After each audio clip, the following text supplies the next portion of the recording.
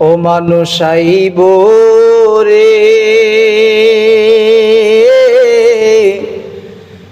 এক নজর দেখিতে মানুষ আইব রে,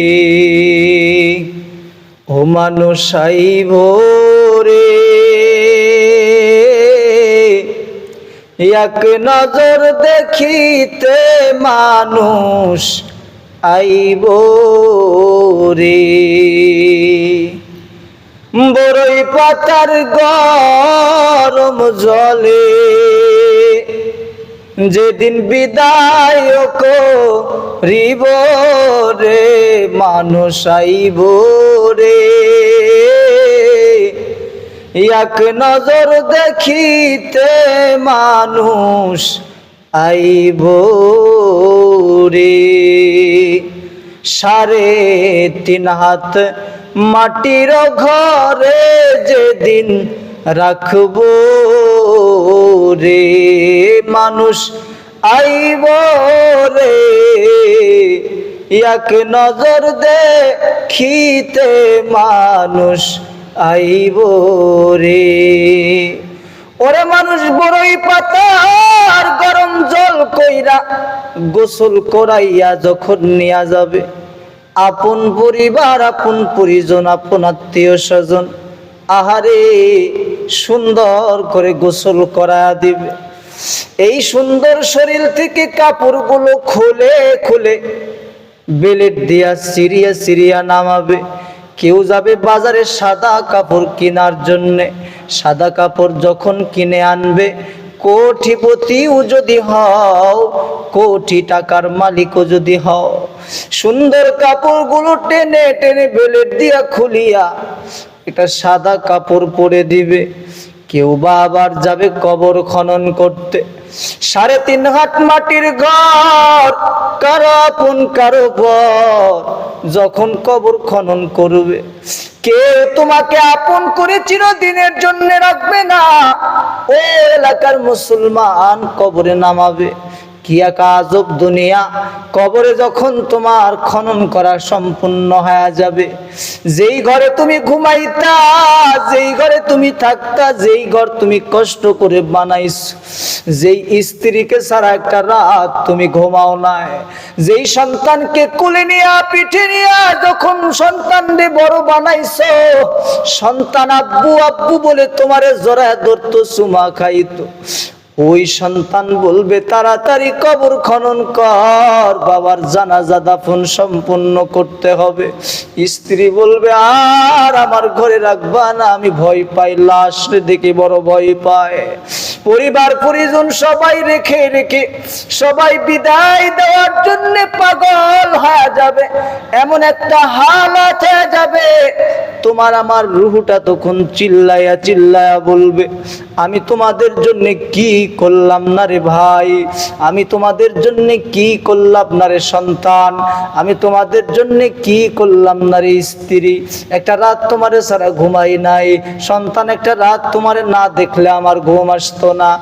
ও মুসলমান, সবাই যখন এরকম পর হয়ে যাবে, বিদায়ের পালা শুরু হয়ে যাবে, বিদায় দেওয়ার জন্য পাগল পারা আত্মহারা হয়ে যাবে। সাদা কাপড় পরাইয়া যখন কবরের দিকে নিয়ে যাবে, 3.5 হাত কবর, কেউ কোনোদিন লইবে না খবর। কেউ বা আমায় নিয়া যাবে অন্ধকার কবর, বাড়িওয়ালা নাই রে বাড়ি, নাই রে দুনিয়াতে, বাড়িওয়ালা নাই রে বাড়ি,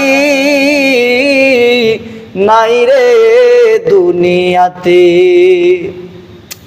সবাই মিলে আমাকে বিদায় দেওয়ার জন্য পাগল পরা আত্মহারা হয়ে যাবে।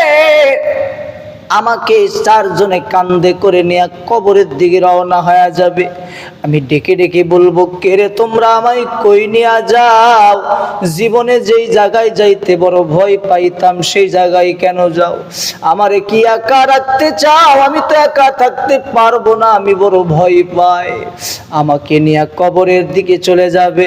কবরের পার্শ্বে আমাকে যখন নিয়ে যাবে, আমি তাকায় দেখবো একটা গর্ত, ল্যাপ নাই, বালিশ নাই, খেতা নাই, কম্বল নাই, কোটি টাকার খাট বালিশের মধ্যে ঘুমাইছি।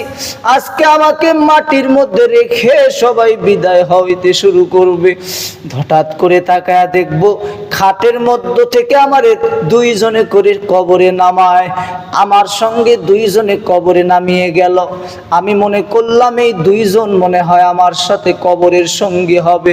যাই হোক, আমাকে সবাই যদি বিদায় করে দেয়, আমার এই দুইজন মনে হয় সঙ্গী হবে। কিন্তু তাকায় দেখি পায়ের দিকের বাঁধনটা একদমই খুলবে, মাথার দিকের বাঁধন খুলবে। পায়ের দিকের মানুষটা হঠাৎ করে কবর থেকে লাফ দিয়া উঠিয়া যাবে।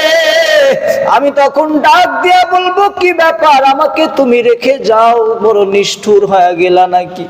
আমি মনে করলাম মাথার দিকের যেই মানুষ সেইটা হয়তো আমার সঙ্গে কবরে থাকবে। আরে আমি তাকায়া দেখি মাথার দিকের মানুষটা কবর থেকে লাফ দিয়া দাঁড়ায়া উঠে গেল। আমি তাকায়া তাকায়া বলি, তোমরা আমাকে কই রেখে যাও? আমি তো থাকতে পারবো না, বড় ভয় পাই। আমাকে কবরে রেখে যখন বিদায় হয়ে যাবে, কবরে রেখে বিদায়, আমাকে মাটির ছাউনিগুলো দিয়া, বাঁশের ছাউনিগুলো দিয়া, মাটি চাপা দিয়া সবাই চলে যায়। আমি পায়ের শব্দ পাইতেছি, পায়ের এখনো শব্দ বন্ধ হয় নাই। সবাই আমাকে রেখে রেখে সবাই চলে যায়। আমি আজকে বড় অসহায়। এই হলো কবরের জীবন, এই হলো দুনিয়ার আমার শেষ মঞ্জিল। আমি দুনিয়াতে কি না করলাম, বাড়ি করলাম, ঘর করলাম। ওরে একটা মানুষ সন্তান স্ত্রীকে লালন পালন করার জন্য চুরি ডাকাতি পর্যন্ত করে, অন্যায় পর্যন্ত করে, কিন্তু সেই আপন স্ত্রী আপন সন্তানেরা কবরে নামায়া দিয়ে আসে। এই জন্যে বলতে চাই, এই যে দুনিয়া, কিছুক্ষণের দুনিয়া এসেছি আমরা। এই দুনিয়া চিরদিন থাকার জায়গা না রে মুসলমান। এই দুনিয়া ক্ষণস্থায়ী, চিরস্থায়ী না। এই দুনিয়া হলো আল্লাহ পাক আমাদেরকে পাঠাইছেন আমল করার জন্যে। আল্লাহ পাক দুনিয়াতে পাঠাইলেন তোমাদেরকে নেক আমল করতে পাঠাইলাম। তোমরা উপার্জন করে আমার কাছে আসো। তোমরা উপার্জন যদি না করো, তাইলে কিন্তু আমি আল্লাহ পাক তোমাদের আযাবের ব্যবস্থা করে রেখেছি। এই জন্যে আল্লাহ পাক রব্বুল আলামিন নেক আমল করার মতো তৌফিক দান করে দিন।